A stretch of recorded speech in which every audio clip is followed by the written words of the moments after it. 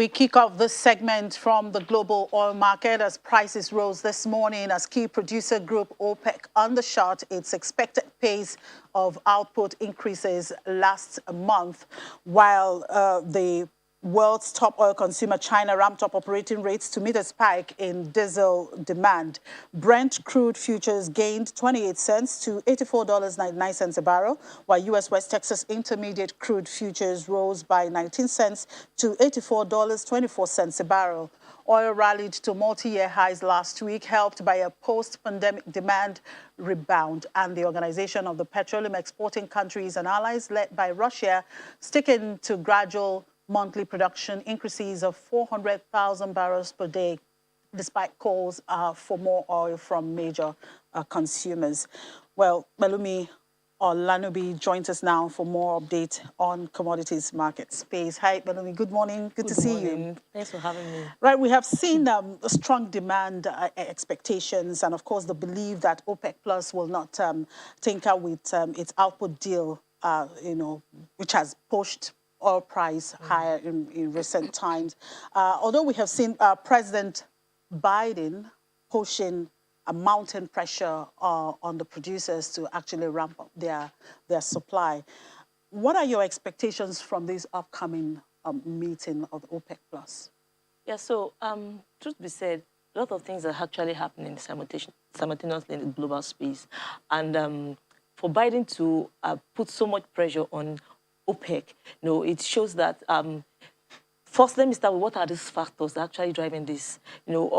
This global energy crunch that we see in Europe, even in China, and probably in, we see in India also.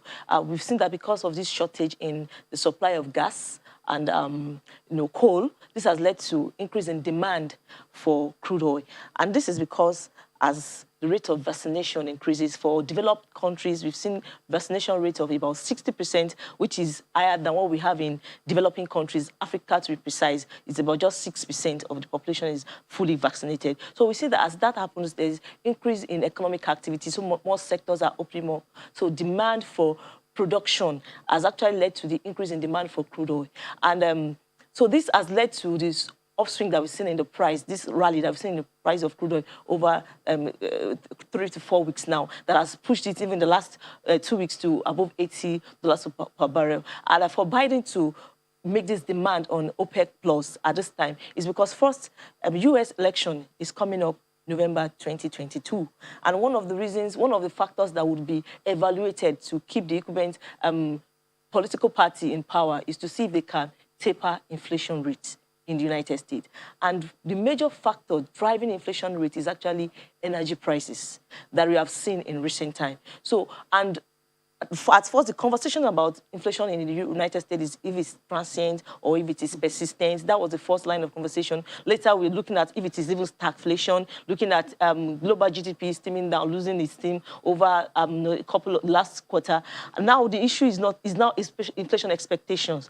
The expectation of inflation is actually rising, and all these are feeding into global commodity prices. So Biden is actually trying to advocate for OPEC to increase production. And if they do that happens, that would actually lead to decline in prices. But however, we've seen that reluctance in the body language of OPEC in leading to this pressure from Biden. This is because they, on their own, they advocate for a more conservative way of easing production. And they agreed in their last meeting, in their meeting in August, that they will increase production by 200,000 barrels per day every month. So the question is, will they keep to this agreement that they have on ground, or they will eat to the pressure from Biden? What do you think? I think they will keep to their own projection to increase production by 200,000 barrels per day. Although, as we have now, there is still like 2.5 million barrels per day shortage in oil supply. So there's still this oil supply shortage, and because of that, we still expect prices to increase. If OPEC eventually concede and decide to increase production, then we might see oil price taper down. That meeting is for November 4, yeah. So we'll surely look out for it. So now with the conversations at the ongoing COP26 summit, how do you think that will shape the future of oil demand and prices? This is actually a strategic time in history, especially the recovery that we are seeing from the impact of COVID-19. It's actually dynamic, and recoveries should be strategic, such that not just some countries are actually transiting into this post-oil phase, but gradually using COVID as a benchmark to see different strategies. So with this conversation going on, COP26 going on right now, I know that countries will want to renew their commitment towards climate change, to ensure that this transitioning is actually global, not some sector. And that might actually also affect OPEC's decision, because we are saying we want to transition to cleaner energy, greener energy, to reduce carbon emission and all that. And one of the ways to do that is to reduce, how we use crude products, yes, and see other alternatives that we can use that can, technology that can be used across the globe. So in a bit of doing that, I'm sure considerations to this, to see alternative ways of still increasing production in countries globally, at the same time still reduce reliance on fossil fuel and oil. So so you see this perhaps also being another major consideration? Yes, another major consideration. Maybe some people might say, okay, we can go we've seen that countries are actually very, let me use the word, they're actually keeping to their target. Take, for instance, China. In the bit of not going above the energy consumption target that they have, they've decided to first to reduce some of the production of some of their, for instance, magnesium that is produced from alloy. They've decided to reduce production, in fact, shut down some factories just because they want to meet up with their target. And it's costing them production, and it's costing them exports. And we've seen that even China, they've decided to release, they've announced that they would release some of their gas reserves just in order to boost supply. When that was announced, that was on Monday, we saw prices taper. Yes, so we expect that countries are trying to see not to compromise, just increase oil production and still having the impact of carbon emissions shooting above the target and all that. So it's like a dilemma, but there's still a strategic way out, and we'll see how this will pan out as time goes on. Absolutely. So back here, FAC allocation is up 6.17%. Can this be attributed to the rising oil price? Absolutely, absolutely. We've seen rising oil price actually has increase our external inflows, proceed from sales of crude oil sales. We have seen that proceed in the FAC allocation. And if you look at the FAC itself, the sources, we saw that royalties from oil and gas actually increased, as well as PPT also increased, though we saw that VAT and company income tax actually declined. And of course, we know two obvious factors, what is happening in the country and all that. But more largely, we have seen that happen. But there's still a relationship in this conversation, because as NNPC is still remitting subsidy, they're still subsidizing, and they're still remitting to federal account for subsidy. And as long as oil price still trades above $80 per barrel, which is actually a good news to Nigeria, who is actually a major oil exporter. One way. Because one way. But the other way to look at it, the subsidy and the exchange rate pass-through effect of refined products, it will mean that government will have to spend more in subsidizing. Although subsidy has come to die in natural death, we already know by the end of June next year, there'll be no more subsidy and all. And you and I will pay the price. We are just, it's like we are, it's a transfer, within the economy from the government to the consumers. And the most important thing is, with all these policies in place and with all this that is happening, what would happen to our infrastructure 3 years down the line?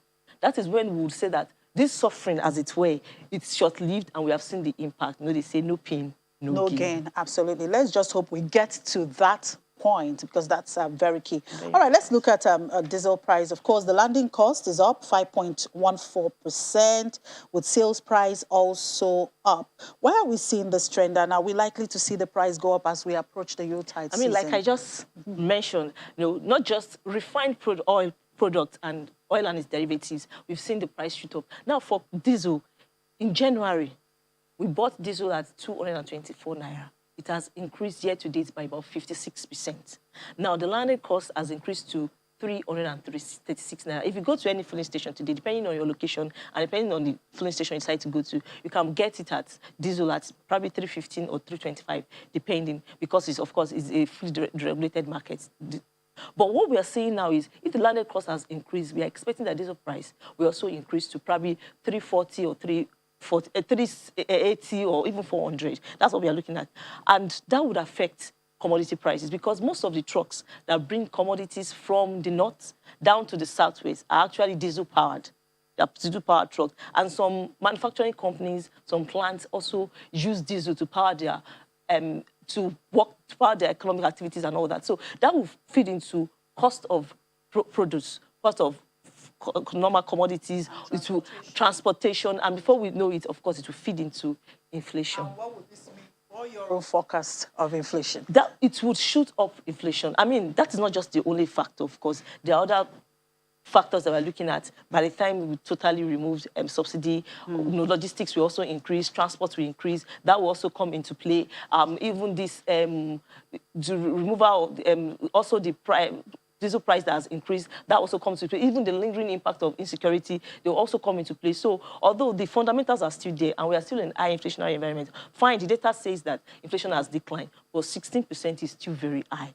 So we are still in that, and its risks are still there. And then looking at the domestic commodities price movement, we're seeing most of the commodities trending lower, tapering. Well, you say in the near term, we're having the impact of harvest, weighing on some of the commodities. We have tomatoes. So now that we are approaching the Christmas celebration time, so you're saying we're going to likely see the prices of tomato, onion? Right now, what we have, it's actually like a mixed signal. It's a mixed impact. While we see some commodities like tomatoes, pepper, rice, gari, where we see them taper right now, we still see onions still on the high side. We see flour is still increasing. And the reason why we've seen this is, at this time, taking last year, for instance, this is actually harvest season. And at this time, we have a lot of produce from the farm. And prices should, at this time, decline. Using 2020 was a special year on its own because of the pandemic. But what we've seen is, first, there was delayed rains. And that, of course, affected harvest. And second, the planting season was suboptimal because of heightened insecurity issue. So what we see in the market is not, the supply we have seen in the market is not as large as what we would have harvested, provided everything was the same. So that has fed into the prices, and that's why we're still seeing the prices are tapering down, but not at the magnitude as would have been expected. And as festive period approaches, also will begin to stock up. That also will push up prices. Because so we should expect coming weeks, prices will also actually push up, even those prices that are declining right now. All right, so what's the outlook like for the global agri commodities? As we see, the global commodities, global space is actually rising. And of course, to factors not far-fetched as we see what is happening. But two major things I would mention. First, if you see the relationship between the energy crunch and how responses are, if countries begin to wrap up production and probably increase production and see this decline, and while energy issue is being resolved gradually, although forecasts have said that before we see any significant impact, it will still be towards the second half of 2022. And secondly, what we also see is domestically, when we see issues addressed on security issues, and we see how planting and harvest go back to pre-pandemic and let me use the word, heightened security era, where we see farmers go, and of course, not just farmers going back to farm, mechanized farming that, of course, will increase output. So by then, we'll see significant impact. Thanks, Elimi. We do appreciate your time. Thank you for having me. Looking forward to seeing you on Thursday. Yes, definitely. Thank you. Okay, we'll take a moment. We'll be back.